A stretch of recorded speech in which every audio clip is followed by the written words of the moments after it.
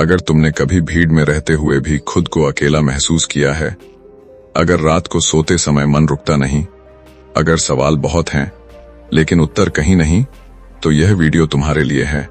क्योंकि आज हम किसी कहानी की नहीं, तुम्हारे अपने मन की बात करने वाले हैं। बुद्ध ने कहा था, ध्यान कोई अभ्यास नहीं है, ध्यान वह क्षण है जहां मन हार जाता है और सत्य अपने आप घटता है। लेकिन यह बात किताबों में नहीं, जो तुम्हारे भीतर रोज चलती हैं। लेकिन कोई कहता नहीं। यहाँ शोर नहीं है, यहाँ उपदेश नहीं है, यहाँ सिर्फ वह सच्चाई है जो असहज है लेकिन मुक्त करती है। अगर तुम चाहते हो कि यह ज्ञान सिर्फ सुना न जाए बल्कि जिया जाए, तो अभी इस वीडियो को लाइक करो ताकि यह संदेश और लोगों तक पहुंचे। इसे शेयर करो, क्योंकि शायद किसी और को भी इसकी उतनी ही जरूरत हो जितनी तुम्हें है। कमेंट में लिखो कि तुम्हारे मन में कौन सा प्रश्न सबसे ज्यादा शोर करता है, और इस चैनल को सब्सक्राइब कर लो, क्योंकि यहाँ हर वीडियो तुम्हें तुम्हारे ही भीतर उतारने के लिए बनाया गया है। यह वीडियो अंत तक देखना, क्योंकि अंत में जो समझ खुलेगी वह शायद तुम्हारी जिंदगी देखने का तरीका बदल दे। अगर कोई तुमसे पूछे कि तुम्हारी जिंदगी में सबसे ज्यादा शोर कहाँ है, तो तुम बाहर की दुनिया का नाम लोगे।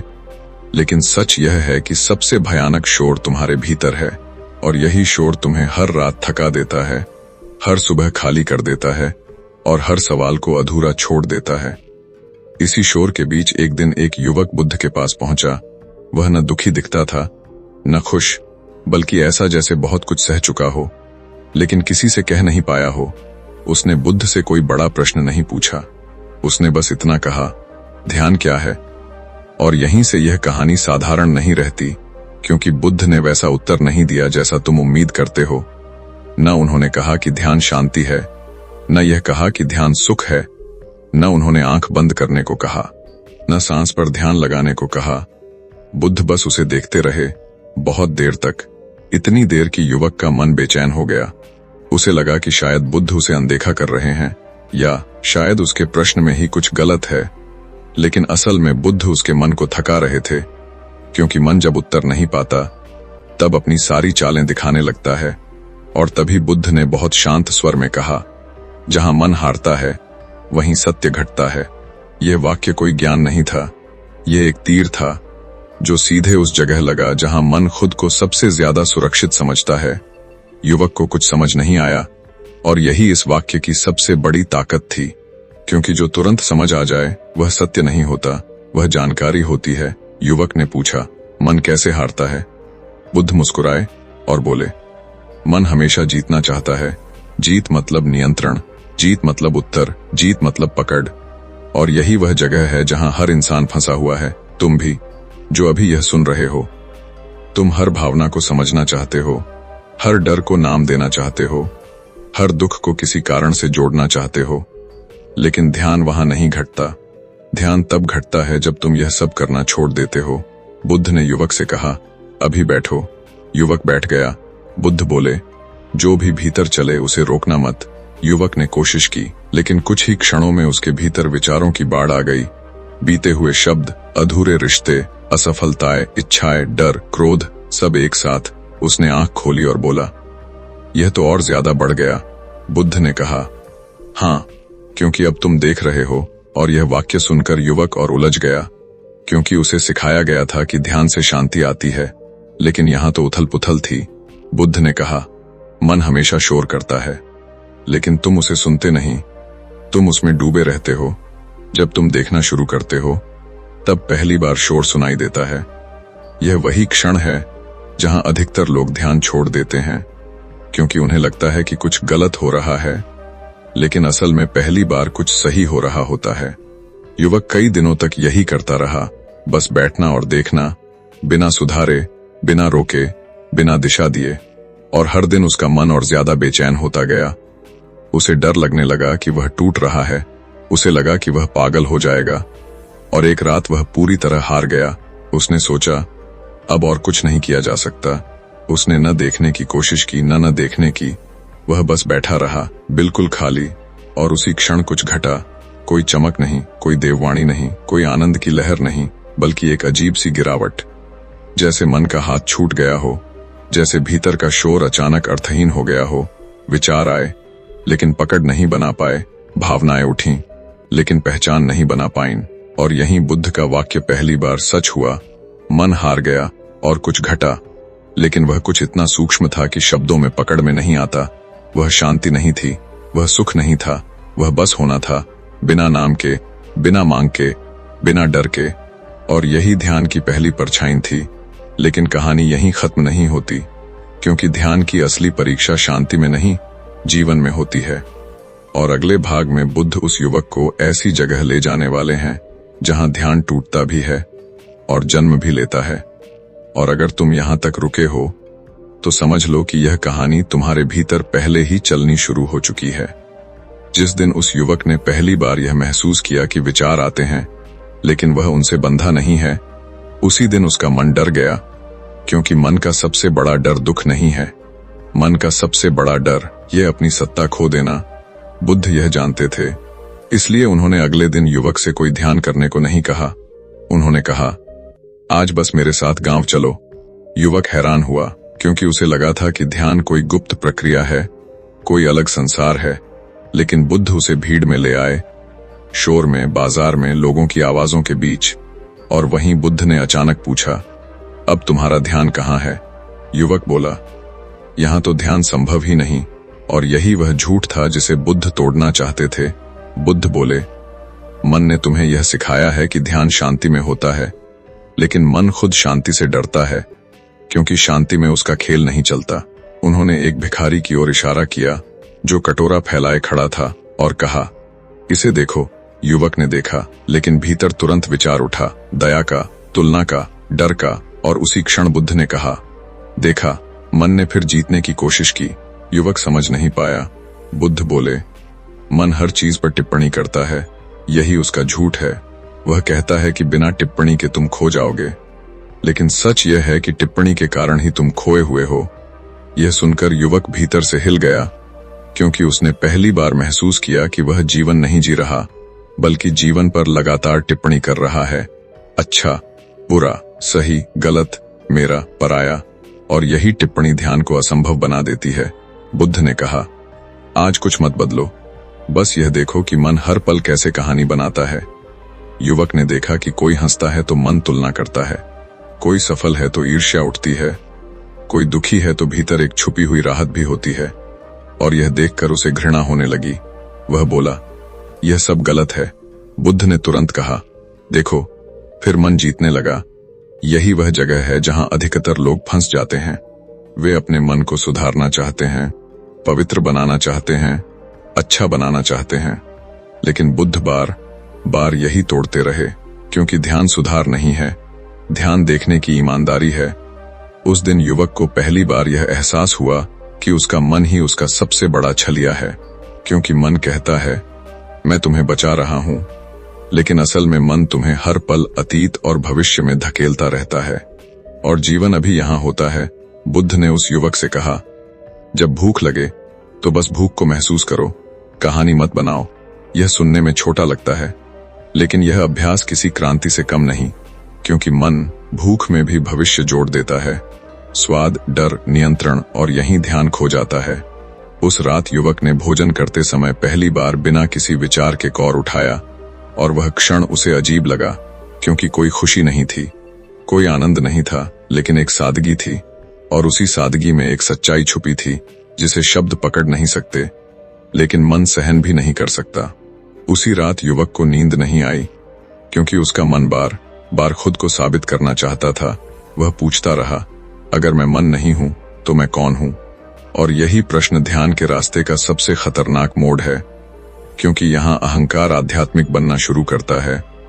और अगले भाग में बुद्ध इसी आध्यात्मिक अहंकार को तोड़ने वाले हैं, वह अहंकार जो साधकों को सालों तक भटका देता है। और अगर तुम यहां तक रुके हो तो यह कहानी अब सिर्फ बुद्ध की नहीं रही, यह तुम्हारे भीतर चल रही लड़ाई बन चुकी है। उस युवक को लगा था कि अब वह सही रास्ते पर है, क्योंकि अब वह अपने मन को पकड़ने लगा था।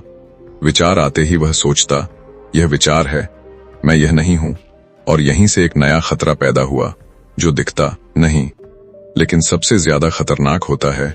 बुद्ध यह जानते थे, इसलिए उन्होंने युवक से अगले दिन कहा, तुम्हारी आंखों में अब एक नई चमक है, युवक भीतर ही भीतर खुश हो गया, क्योंकि मन को यही चाहिए होता है, पहचान, स्वीकृति, और यही से आध्यात्मिक अहंकार जन्म लेता है। युवक ने सोचा, मैं बदल रहा हूं, मैं दूसरों से अलग हो रहा हूं, मैं समझने लगा हूं। लेकिन बुद्ध ने अचानक कहा, यह चमक भी मन की ही है। और यह सुनते ही युवक को चोट लगी, क्योंकि यह चोट बाहर नहीं, भीतर लगी थी, जहां मन खुद को साधक कहने लगा था। बुद्ध बोले, मन जब संसार में जीतता है तो खुद को शक्तिशाली कहता है, और जब ध्यान में जीतता है तो खुद को पवित्र कहता है। यही वह जाल है जिसमें अधिकतर साधक फंस जाते हैं। वे सोचते हैं कि उन्होंने कुछ पा लिया है, लेकिन असल में मन ने ही नया रूप पहन लिया होता है। उस दिन बुद्ध युवक को एक साधु के पास ले गए, जो वर्षों से ध्यान कर रहा था। लोग उसे सम्मान देते थे, प्रणाम करते थे, और युवक के भीतर भी आदर जागा। लेकिन बुद्ध ने पूछा, क्या तुम इसके भीतर शांति देख पा रहे हो या सिर्फ उसकी छवि देख रहे हो? युवक चुप हो गया, क्योंकि उसने पहली बार महसूस किया कि वह शांति नहीं, छवि के पीछे भाग रहा था। बुद्ध ने कहा, ध्यान दिखता नहीं, लेकिन अहंकार हमेशा दिखना चाहता है। यही वह वाक्य था जिसने युवक के भीतर चल रही सारी साधना पर सवाल खड़ा कर दिया, क्योंकि वह अब तक खुद को देखने वाला समझने लगा था, लेकिन असल में वह देखने वाले का भी मालिक बनना चाहता था। उस रात युवक फिर से बैठा, लेकिन इस बार उसका मन और भी चालाक था। वह कहता रहा, मैं अब अहंकार को भी देख रहा हूं। और यहीं एक और परत खुली, क्योंकि देखने वाले पर गर्व भी अहंकार ही है। बुद्ध ने पहले ही कहा था, ध्यान में कुछ भी जोड़ना मत, लेकिन मन हर अनुभव में कुछ जोड़ ही देता है। श्रेष्ठता, विशेषता, उपलब्धि, और यही ध्यान को दूषित कर देता है। उस युवक ने महसूस किया कि वह ध्यान का उपयोग खुद को खास महसूस करने के लिए करने लगा था, और यह एहसास उसे भीतर से तोड़ने लगा, क्योंकि उसने सोचा था कि ध्यान उसे ऊंचा उठाएगा, लेकिन यहां तो ध्यान उसे खाली कर रहा था। उसकी पहचान, उसकी कहानी, उसकी छवि सब ढीली पड़ने लगी। और यही वह क्षण था जहां मन सबसे ज्यादा प्रतिरोध करता है। मन कहता है, अगर मैं नहीं रहा तो तुम कौन हो? अगर मैं नहीं बोलूंगा तो तुम कैसे जियोगे? और यही डर असली है, क्योंकि यह डर मृत्यु जैसा लगता है। बुद्ध ने अगले दिन कहा, डरो मत, यह मन की मृत्यु है, तुम्हारी नहीं। लेकिन यह बात सुनना आसान है, जीना नहीं।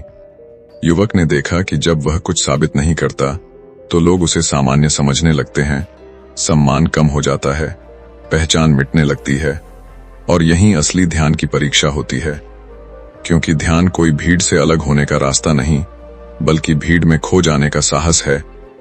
उस दिन युवक ने पहली बार यह स्वीकार किया कि वह कुछ भी नहीं जानता, और यह स्वीकारोक्ति किसी ज्ञान से ज्यादा भारी थी, क्योंकि यहां मन पूरी तरह हार गया था। न जीत का दावा, न हार का डर, बस एक गहरी थकान, और उसी थकान में एक गहरा विश्राम। बुद्ध ने दूर से उसे देखा और कुछ नहीं कहा, क्योंकि अब शब्द बाधा बन सकते थे।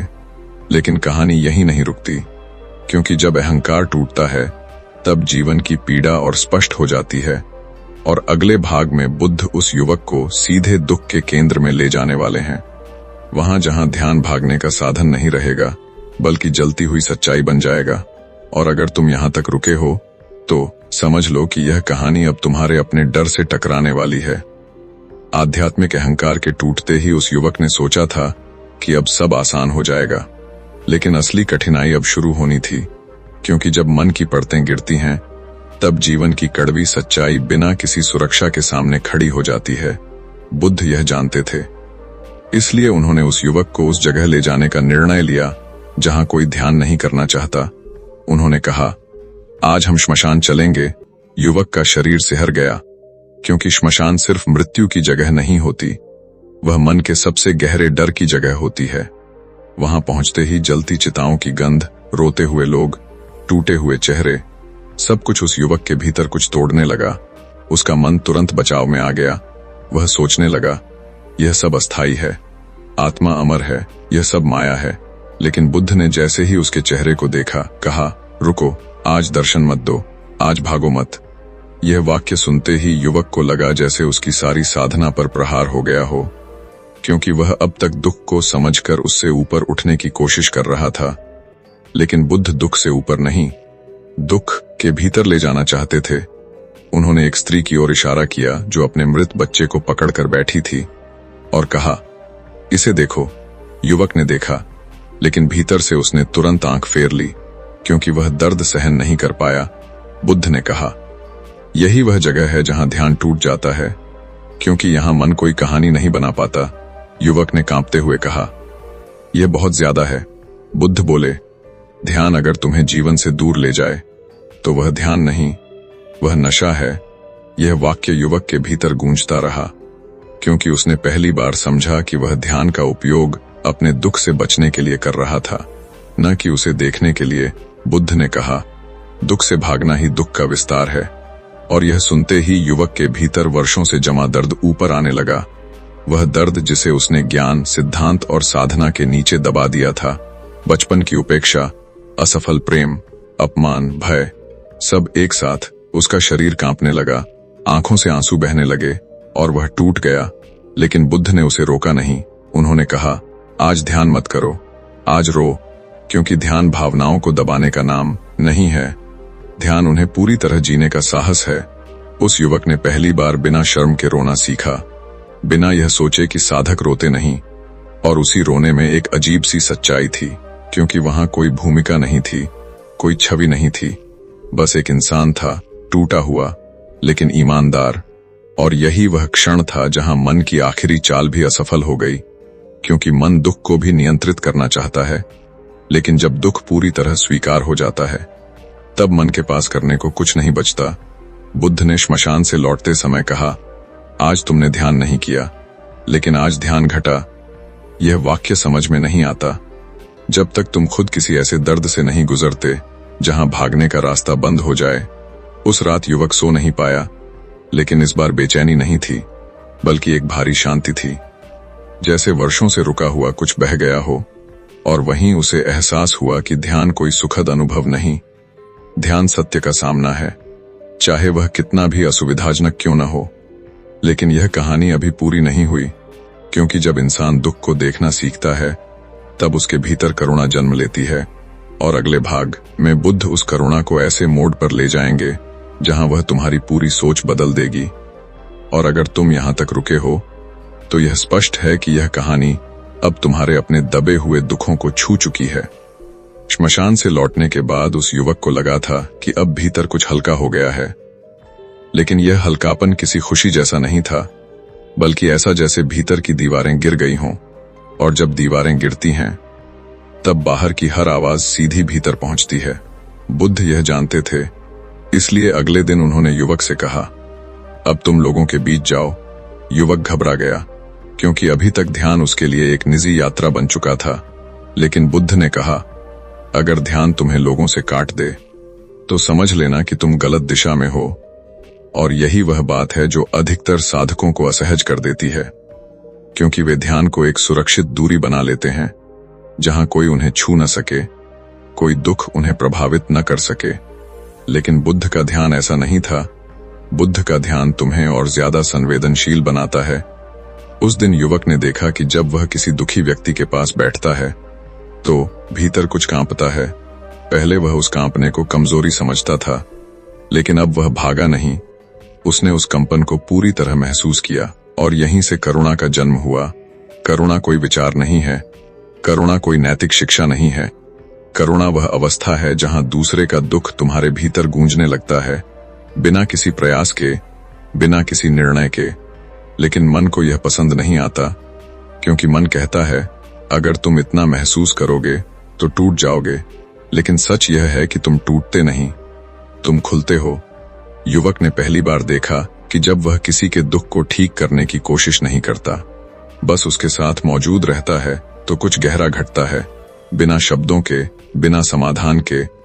और यह अनुभव उसके लिए नया था, क्योंकि अब तक वह हर दर्द का उत्तर ढूंढता रहा था, लेकिन यहाँ कोई उत्तर नहीं था, सिर्फ साथ था।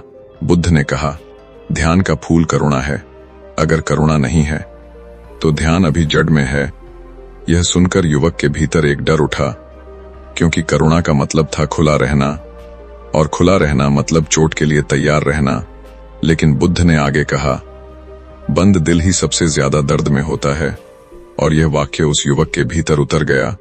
क्योंकि उसने अपनी ही जिंदगी में देखा था कि जितना वह खुद को बचाता रहा उतना ही अकेला होता गया। उस दिन एक बीमार व्यक्ति ने उसका हाथ पकड़ा और युवक के भीतर एक पल के लिए मन ने कहा, हटो, लेकिन उसने उस विचार को देखा और जाने दिया, और उसी क्षण बिना किसी योजना के उसके हाथ में एक गर्माहट फैल गई। कोई ऊर्जा नहीं, कोई चमत्कार नहीं, बस एक मानवीय उपस्थिति, और वह बीमार व्यक्ति रो पड़ा। युवक समझ नहीं पाया कि उसने क्या किया, लेकिन बुद्ध ने दूर से देखा और कुछ नहीं कहा, क्योंकि यह अनुभव शब्दों से बड़ा था। उस रात युवक ने यह महसूस किया कि ध्यान उसे विशेष नहीं बना रहा, बल्कि साधारण बना रहा है। इतना साधारण कि वह दूसरे के दुख से भाग नहीं रहा। और यही साधारणता सबसे दुर्लभ है। लेकिन कहानी यहीं रुकती नहीं, क्योंकि करुणा के साथ एक नया खतरा आता है, दूसरों को बदलने का मोह, मदद करने का अहंकार। और अगले भाग में बुद्ध इसी सूक्ष्म जाल को तोड़ने वाले हैं, जहां करुणा भी बोझ बन सकती है। और अगर तुम यहां तक रुके हो तो शायद तुमने भी यह महसूस किया होगा कि यह कहानी सिर्फ सुनने की नहीं रही। यह तुम्हारे अपने रिश्तों, तुम्हारे अपने दर्द और तुम्हारी अपनी संवेदनशीलता को छूने लगी है। करुणा के जन्म के बाद उस युवक को पहली बार लगा कि अब उसका जीवन किसी काम का है, कि अब वह किसी के दुख में कुछ कर सकता है। और यहीं एक बहुत सूक्ष्म खतरा पैदा हुआ, जो दिखता नहीं, लेकिन साधना को भीतर से खोखला कर देता है, क्योंकि मदद करने का सुख भी मन के लिए एक नई जीत बन जाता है। बुद्ध यह जानते थे, इसलिए उन्होंने उस युवक से अचानक कहा, अब तुम किसी की मदद मत करना। यह सुनते ही युवक चौंक गया, क्योंकि अभी तक उसे यही लगा था कि करुणा का अर्थ है हस्तक्षेप, कुछ करना, कुछ बदलना। लेकिन बुद्ध ने कहा, देखो, तुम्हारे भीतर कौन मदद करना चाहता है। और जैसे ही युवक ने भीतर झांका, उसने देखा कि मदद के साथ एक छुपी हुई चाह भी चल रही थी, सराहे जाने की, जरूरी बनने की, अच्छा कहलाने की। और यह देखकर उसे झटका लगा, क्योंकि यह सब बहुत पवित्र दिखता था, लेकिन भीतर से मन ही खेल रहा था। बुद्ध ने कहा, जहां तुम जरूरी बन जाते हो, वहां दूसरे की स्वतंत्रता मरने लगती है। यह वाक्य युवक के भीतर गहराई से उतर गया, क्योंकि उसने देखा कि वह कई बार दुखी लोगों को चुपचाप सुनने के बजाय उन्हें समझाने लगता था, उपदेश देने लगता था, और असल में वह अपने ही अनुभव को सही साबित कर रहा था। बुद्ध ने एक बीमार व्यक्ति की ओर इशारा किया और कहा, इसके पास बैठो, लेकिन कुछ मत कहो। युवक बैठा। उसके भीतर बेचैनी हुई, क्योंकि मन बोलना चाहता था, समाधान देना चाहता था, लेकिन उसने खुद को रोका नहीं, बल्कि देखा। और पहली बार उसने महसूस किया कि बोलने की इच्छा भी एक प्रकार का नियंत्रण है। वह बीमार व्यक्ति कुछ देर बाद बोला, और बिना किसी उत्तर के ही शांत हो गया। और उस क्षण युवक ने समझा कि कई बार सबसे बड़ी मदद न करना होती है, बल्कि उपस्थित रहना होता है। बुद्ध ने कहा, करुणा का सबसे शुद्ध रूप है बिना हस्तक्षेप के साथ होना। लेकिन यह मन को सबसे ज्यादा चुभता है, क्योंकि मन तभी खुश होता है जब वह कुछ कर रहा हो, कुछ बदल रहा हो, कुछ साबित कर रहा हो। उस दिन युवक को यह भी दिखा कि जब वह मदद नहीं करता तो भीतर एक खालीपन आता है, और यही खालीपन मन को डराता है, क्योंकि वहां कोई पहचान नहीं होती, कोई भूमिका नहीं होती। बुद्ध ने कहा, इस खालीपन से मत भागो, यही ध्यान का अगला द्वार है। उस रात युवक ने पहली बार यह देखा कि वह कितनी बार दूसरों के जीवन में घुसकर अपनी असुरक्षा को ढंकता रहा था, मदद के नाम पर, करुणा के नाम पर। और यह स्वीकार करना उसके लिए बेहद कठिन था, क्योंकि यह स्वीकार करना मतलब अपने अच्छे होने की छवि को तोड़ना। लेकिन ध्यान वही करता है, वह छवियां तोड़ता है। वह तुम्हें सुंदर नहीं बनाता, वह तुम्हें सच्चा बनाता है। अगले दिन बुद्ध ने कहा, अब जब भी तुम्हें लगे कि तुम सही हो, रुक जाना। और यह अभ्यास सबसे कठिन था, क्योंकि सही होना मन का सबसे प्रिय खेल है। युवक ने देखा कि जब वह सही होने की कोशिश छोड़ता है तो विवाद अपने आप गिर जाते हैं, रिश्तों में एक अजीब सी नरमी आ जाती है, लेकिन साथ ही भीतर का अहंकार तड़पता है, क्योंकि उसे मंच नहीं मिलता। और यही वह जगह है जहां साधना गहरी होती है, क्योंकि यहां कोई तालियां नहीं होती, कोई प्रशंसा नहीं होती, बस एक साधारण सा होना होता है। और यही साधारणता ध्यान का सबसे ऊंचा रूप है। लेकिन कहानी अभी अधूरी है, क्योंकि जब मन नियंत्रण छोड़ता है तब जीवन की अनिश्चितता सामने आती है। और अगले भाग में बुद्ध उस युवक को उस अनिश्चितता के केंद्र में खड़ा करेंगे जहां कोई सहारा नहीं होगा, न ज्ञान का न करुणा का। और अगर तुम यहां तक रुके हो तो समझ लो कि यह कहानी अब तुम्हारे अपने नियंत्रण के डर को छूने वाली है। अब तक उस युवक को लगता था कि उसने बहुत कुछ छोड़ दिया है, पहचान, अहंकार, सही होने की जिद, दूसरों को बदलने की चाह। लेकिन बुद्ध जानते थे कि अभी भी एक आखिरी सहारा बचा है, और वही सबसे खतरनाक होता है क्योंकि वह दिखाई नहीं देता। एक सुबह बुद्ध ने उससे कहा, आज तुम अकेले जंगल जाओगे। युवक चौंका, क्योंकि अब तक वह बुद्ध की उपस्थिति में सुरक्षित महसूस करता था। बुद्ध का होना ही एक भरोसा बन चुका था, लेकिन बुद्ध ने वही छीना। उन्होंने कहा, आज न कोई विधि, न कोई ध्यान, न कोई निर्देश, बस अकेले रहना। और यही वह क्षण था जहां युवक के भीतर डर उठा, क्योंकि अकेलापन मन के लिए सबसे बड़ा खतरा होता है। जंगल में जाते ही चारों ओर सन्नाटा था, न भीड़, न शोर, न कोई देखने वाला। और जैसे जैसे समय बीतता गया, भीतर का शोर तेज होता गया। पुराने डर, पुराने सवाल, पुरानी असुरक्षाएं सब लौट आए। और इस बार कोई बुद्ध नहीं थे, कोई दिशा नहीं थी, कोई सहारा नहीं था। मन बार बार कहता रहा, कुछ करो, कुछ साधो, कुछ दोहराओ। लेकिन अब उसे समझ आ गया था कि यह सब भी सहारे ही हैं, और वह पहली बार किसी सहारे के बिना बैठा रहा। और यही सबसे कठिन था, क्योंकि जब सहारे गिरते हैं तब जीवन की अनिश्चितता नग्न होकर सामने खड़ी हो जाती है। समय का कोई अंदाजा नहीं, भविष्य का कोई वादा नहीं, और इसी अनिश्चितता में मन पागल हो जाता है। युवक को लगा कि वह खो जाएगा, कि उसकी पहचान पूरी तरह मिट जाएगी। और यहीं से सबसे गहरा डर जन्म लेता है, अस्तित्व मिटने का डर। यह वही डर है जिसे मन मृत्यु कहता है। लेकिन बुद्ध जानते थे कि यही द्वार है। जंगल में बैठे बैठे युवक ने देखा कि डर आता है, चरम पर पहुंचता है, और फिर अपने आप गिर जाता है, बिना किसी प्रयास के, बिना किसी तकनीक के। और यह देखकर उसे पहली बार समझ आया कि डर को जीतना नहीं होता, डर को पूरा होने देना होता है। क्योंकि डर भी एक प्रक्रिया है, कोई स्थायी सच्चाई नहीं। उस दिन उसने यह भी देखा कि जब वह किसी चीज पर टिकता नहीं, न विचार पर, न भावना पर, न डर पर, तो भीतर एक अजीब सी स्थिरता पैदा होती है। कोई सुख नहीं, कोई आनंद नहीं, बस एक गहरी मौजूदगी, जैसे वह पहली बार सच में वही है। उसी क्षण बिना किसी चेतावनी के उसके भीतर एक विचार उठा, मैं सुरक्षित हूं। और जैसे ही यह विचार उठा, वह मुस्कुरा दिया, क्योंकि उसे समझ आ गया कि सुरक्षा भी एक भ्रम है और असुरक्षा भी। जीवन इन दोनों से बड़ा है। लेकिन यह समझ बौद्धिक नहीं थी, यह घटित हुई थी। जंगल से लौटते समय उसका चलना बदल चुका था। उसकी आंखों में अब कोई खोज नहीं थी, कोई जल्दी नहीं थी, और यही सबसे बड़ा परिवर्तन था। बुद्ध ने उसे दूर से आते देखा और कुछ नहीं पूछा, क्योंकि अब प्रश्न अप्रासंगिक हो चुके थे। उस रात बुद्ध ने बस इतना कहा, अब तुम अकेले हो सकते हो। और यह कोई सजा नहीं थी, यह आशीर्वाद था, क्योंकि जो अकेले रह सकता है वही वास्तव में संबंध में रह सकता है। लेकिन कहानी यहां समाप्त नहीं होती, क्योंकि अकेलापन एक नई चुनौती लेकर आता है।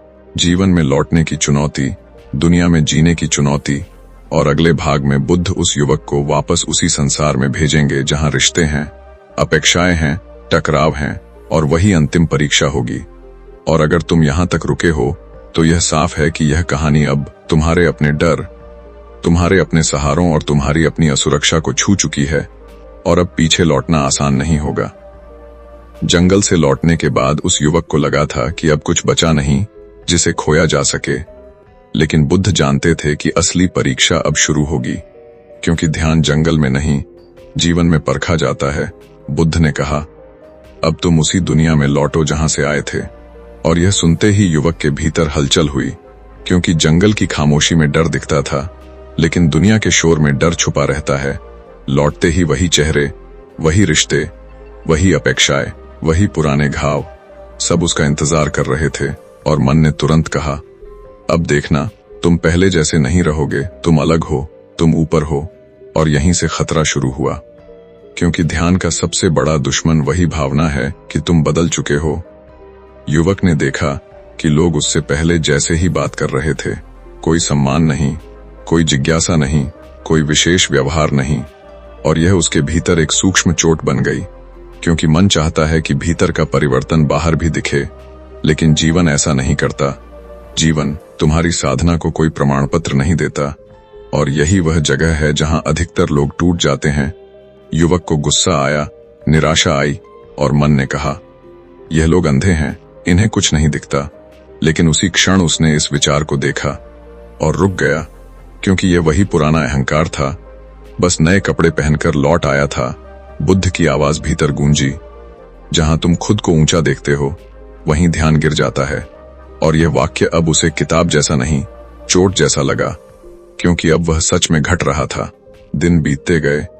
युवक ने देखा कि ध्यान कोई स्थायी अवस्था नहीं, वह हर पल फिसल सकता है, किसी एक अपमान से, किसी एक अपेक्षा से, किसी एक असफलता से। और यही इसकी सुंदरता और इसकी क्रूरता दोनों हैं।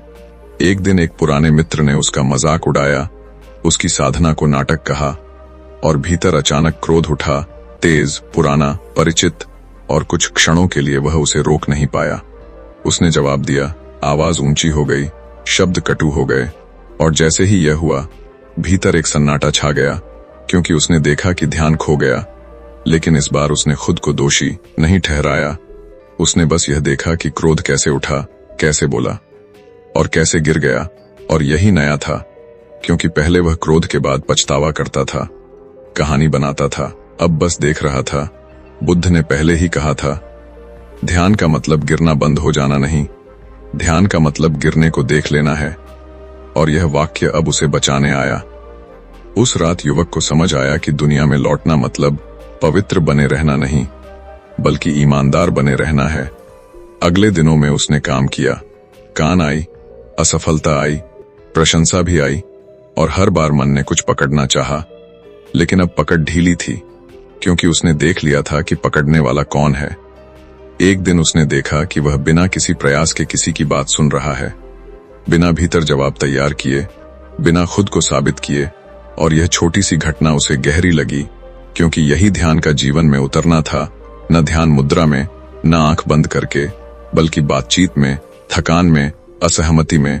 और यहीं पर एक नया डर जन्मा, यह डर कि अगर मैं इतना खुला रहूंगा तो लोग मुझे चोट पहुंचाएंगे। और यह डर वास्तविक था, क्योंकि दुनिया चोट पहुंचाती है। लेकिन अब उसने देखा कि चोट लगती है, लेकिन वह भीतर जमा नहीं होती, क्योंकि उसे कहानी नहीं मिलती। और यही वह फर्क था जिसने सब बदल दिया। बुद्ध ने दूर से यह सब देखा और कहा, अब तुम्हारा ध्यान तुम्हारा नहीं रहा, वह जीवन का हो गया। लेकिन अभी एक अंतिम परत बची थी, सबसे सूक्ष्म, सबसे खतरनाक, स्वयं बुद्ध से जुड़ी परत।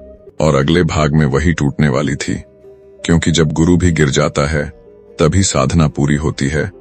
और अगर तुम यहां तक रुके हो तो यह स्पष्ट है कि यह कहानी अब तुम्हें उस बिंदु तक ले आई है जहां कोई सहारा, कोई नाम, कोई पहचान बचने वाली नहीं। अब तक उस युवक के भीतर जो भी सहारा बचा था वह बहुत सूक्ष्म था, इतना सूक्ष्म कि वह उसे सहारा मानता ही नहीं था। वह सहारा था बुद्ध स्वयं, उनकी उपस्थिति, उनके शब्द, उनकी दृष्टि, उनका मौन। और यही सबसे अंतिम जाल होता है, क्योंकि जब सब कुछ टूट जाता है तब मन किसी एक को पकड़ लेता है। और इस बार उसने बुद्ध को पकड़ रखा था। वह यह नहीं कहता था, लेकिन भीतर कहीं यह विश्वास बैठ चुका था कि बुद्ध हैं, इसलिए रास्ता है। बुद्ध जानते थे कि जब तक यह भी नहीं टूटेगा तब तक ध्यान पूरा नहीं होगा। इसलिए एक दिन उन्होंने अचानक कहा, अब मैं जा रहा हूं। युवक के भीतर कुछ हिल गया, लेकिन उसने बाहर से कुछ नहीं कहा। बुद्ध बोले, अब तुम्हें मेरे बिना जीना होगा। और यही वह वाक्य था जिसने भीतर छुपे हुए डर को उजागर कर दिया, क्योंकि अब तक वह यह मानता रहा था कि वह स्वतंत्र है, लेकिन इस क्षण उसे दिखा कि वह बुद्ध पर निर्भर हो चुका है। यह निर्भरता श्रद्धा जैसी लगती थी, लेकिन असल में वह भी एक सहारा ही थी। उस रात युवक सो नहीं पाया, क्योंकि उसके भीतर सवाल उठा, अगर बुद्ध नहीं होंगे तो क्या होगा? अगर मार्गदर्शन नहीं होगा तो मैं भटक जाऊंगा। और यही वह डर है जिसे मन सबसे ज्यादा छुपाता है, क्योंकि यह डर स्वीकार करना मतलब अपनी निर्भरता स्वीकार करना।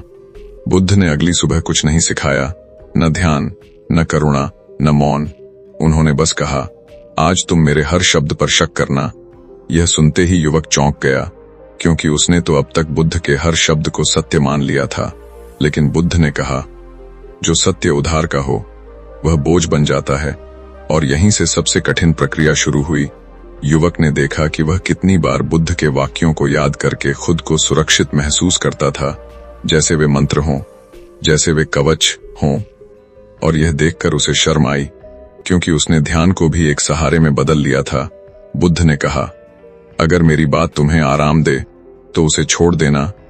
यह वाक्य उस युवक के भीतर गहरे उतर गया, क्योंकि अब तक वह यही समझता रहा था कि सत्य आराम देता है, लेकिन यहां सत्य उससे सब कुछ छीन रहा था।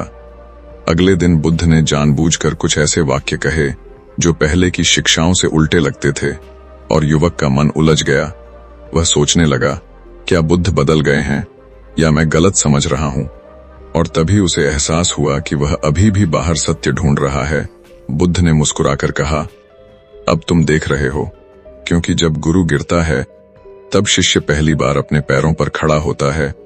उस दिन युवक ने पहली बार बुद्ध की बात को नहीं, अपनी प्रत्यक्ष अनुभूति को महत्व दिया। और यह बहुत डरावना था, क्योंकि अब कोई प्रमाण नहीं था, कोई सहमति नहीं थी, कोई पुष्टि नहीं थी। बस जो घट रहा था वही था, और यही ध्यान की पूर्णता की ओर कदम था। बुद्ध ने कहा, जिस दिन तुम मुझे छोड़ दोगे उसी दिन मैं पूरा हो जाऊंगा। और यह वाक्य सुनकर युवक की आंखों में आंसू आ गए, क्योंकि वह जानता था कि अब यह विदाई वास्तविक है। उस रात उसने बुद्ध को देखा, लेकिन पहली बार उनके भीतर कोई विशेषता नहीं देखी। कोई गुरु नहीं, कोई महापुरुष नहीं, बस एक मनुष्य जागा हुआ। और यही दृश्य सबसे बड़ा उपदेश था, क्योंकि यहाँ कोई ऊंचाई नहीं थी, कोई दूरी नहीं थी, बस एक समानता थी। और यही वह क्षण था जहां श्रद्धा घुल गई और सत्य अकेला खड़ा रह गया। लेकिन अभी एक अंतिम दरवाजा खुलना बाकी था, क्योंकि जब गुरु गिरता है तब जीवन स्वयं गुरु बनता है। और अगले भाग में वही घटने वाला है, वह क्षण जहां ध्यान किसी कहानी का हिस्सा नहीं रहेगा, बल्कि तुम्हारी सांस जैसा साधारण हो जाएगा। और अगर तुम यहां तक रुके हो तो यह स्पष्ट है कि अब इस कहानी से बाहर निकलना पहले जैसा नहीं रहेगा। जब गुरु भी गिर गया और भीतर कोई सहारा नहीं बचा, तब उस युवक को पहली बार यह एहसास हुआ कि अब पूछने के लिए भी कुछ नहीं बचा, क्योंकि प्रश्न हमेशा किसी उम्मीद से पैदा होते हैं। और अब उम्मीद ही नहीं थी, न मुक्ति की, न शांति की, न ज्ञान की। और यही वह स्थिति थी जिससे मन सबसे ज्यादा डरता है, क्योंकि मन खालीपन में नहीं जी सकता। लेकिन इस बार कुछ अलग था। खालीपन डरावना नहीं था, वह साधारण था, इतना साधारण कि वह दिखता भी नहीं था। युवक सुबह उठा, सूरज उगा, पक्षी बोले, लोग चले, और भीतर कुछ भी टिप्पणी नहीं कर रहा था। न यह कह रहा था कि यह सुंदर है, न यह कह रहा था कि यह साधारण है। बस जो था वह था, और पहली बार जीवन बिना किसी फिल्टर के सामने था। उस युवक ने देखा कि ध्यान अब कोई अभ्यास नहीं रहा। वह किसी समय पर शुरू नहीं होता, किसी समय पर खत्म नहीं होता। वह तो पहले से ही था, बस मन के शोर में छुपा हुआ था। और अब जब शोर नहीं था तब कुछ नया नहीं आया, बल्कि जो हमेशा से था वही प्रकट हो गया। बुद्ध ने कभी यह नहीं कहा था कि ध्यान पाना है, उन्होंने बस इतना कहा था कि जो झूठ है उसे देखो। और अब जब झूठ गिर गए थे तो सत्य अपने आप था, बिना घोषणा के, बिना अनुभव के, बिना किसी विशेष अनुभूति के। और यही सबसे कठिन बात है, क्योंकि मन चमत्कार चाहता है, लेकिन सत्य चुपचाप होता है। उस दिन युवक ने देखा कि उसके भीतर अब कोई बनने की इच्छा नहीं थी, न अच्छा इंसान, न साधक, न ज्ञानी। और यह न बनने की अवस्था सबसे बड़ी मुक्ति थी, क्योंकि अब तुलना का कोई आधार नहीं बचा था, न ऊपर, न नीचे, न आगे, न पीछे। जीवन अब किसी लक्ष्य की ओर नहीं जा रहा था, वह बस घट रहा। और इस घटने में एक गहरी सहजता थी। वह काम करता, थकता, हंसता, कभी उदास भी होता, लेकिन अब कोई पकड़ नहीं थी, कोई कहानी नहीं थी। दुख आता था और चला जाता था, सुख आता था और चला जाता था, लेकिन अब कोई यह कहने वाला नहीं था कि यह मेरा है। और यही वह बिंदु था जहां बुद्ध का पहला वाक्य पूरा हुआ, जहां मन हारता है और सत्य घटता है। मन पूरी तरह हारा नहीं था, क्योंकि मन को मारना संभव नहीं, लेकिन मन अब मालिक नहीं था, वह बस एक उपकरण था। और जब मन उपकरण बन जाता है तब जीवन बोझ नहीं रहता। उस युवक ने किसी को जाकर यह नहीं कहा कि मैं मुक्त हो गया हूं, क्योंकि कहने वाला ही नहीं था। उसने कोई नया मार्ग नहीं बनाया, कोई शिष्य नहीं बनाए, कोई उपदेश नहीं दिया, वह बस जिया। और यही सबसे बड़ा उपदेश था, क्योंकि ध्यान का अंतिम रूप प्रचार नहीं, प्रदर्शन नहीं, बल्कि अदृश्य हो जाना है। उस दिन अगर कोई उससे पूछता कि ध्यान क्या है, तो वह शायद बुद्ध की तरह चुप रहता, या बस इतना कह देता कि जहां तुम कुछ बनने की कोशिश छोड़ देते हो, वहीं जीवन पहली बार शुरू होता है। लेकिन यह भी एक इशारा ही होता, क्योंकि ध्यान समझाया नहीं जा सकता।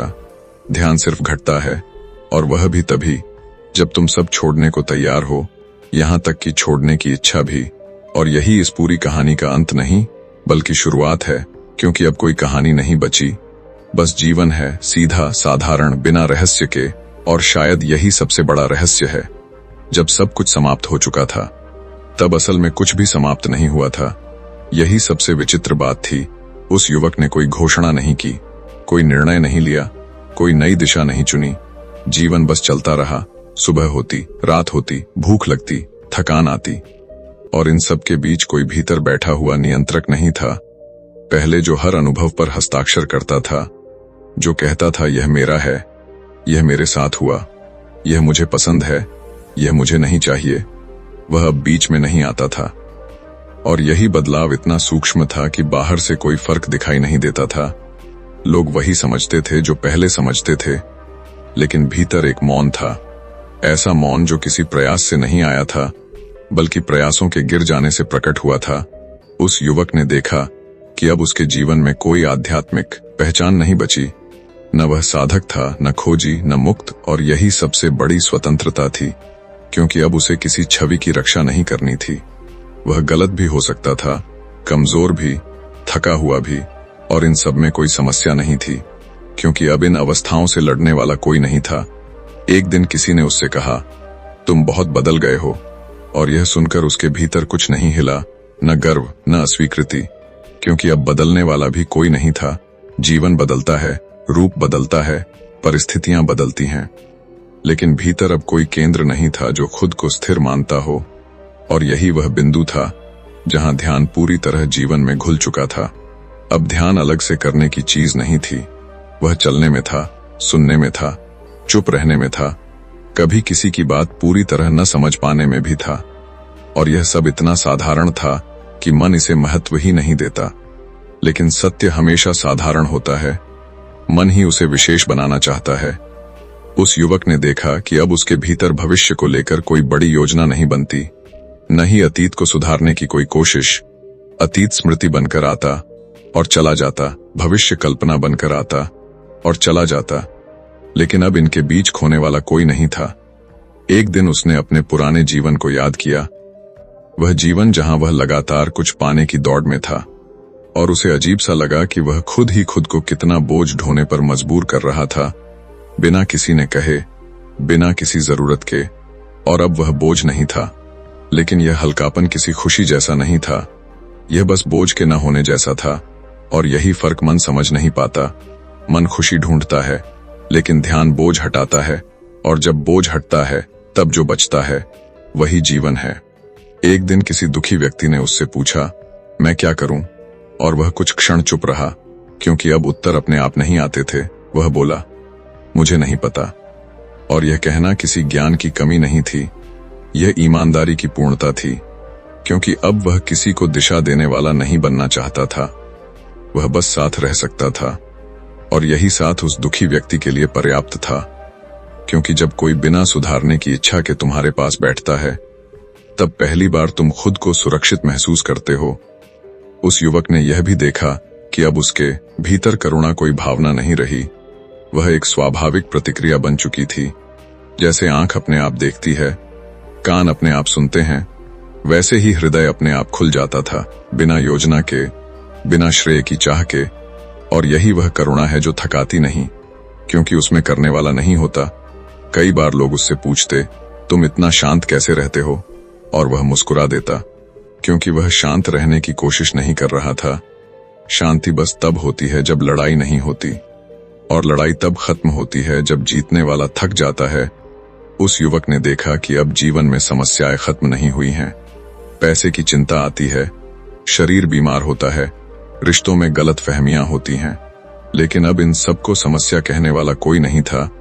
वे बस स्थितियां थीं, आती जाती, और यही फर्क जीवन को बोझ से अनुभव में बदल देता है। उस युवक को अब यह स्पष्ट था कि ध्यान का अर्थ बेहतर जीवन नहीं है।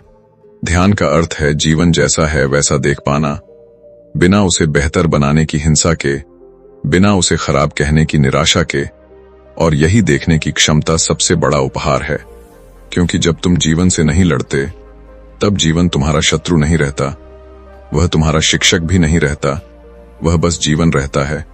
और अंत में अगर कोई उससे पूछता कि इस पूरी यात्रा से क्या मिला, तो वह शायद कुछ न कहता, क्योंकि जो मिला वह कहने योग्य नहीं था, और जो कहने योग्य होता है वह अक्सर खोखला होता है।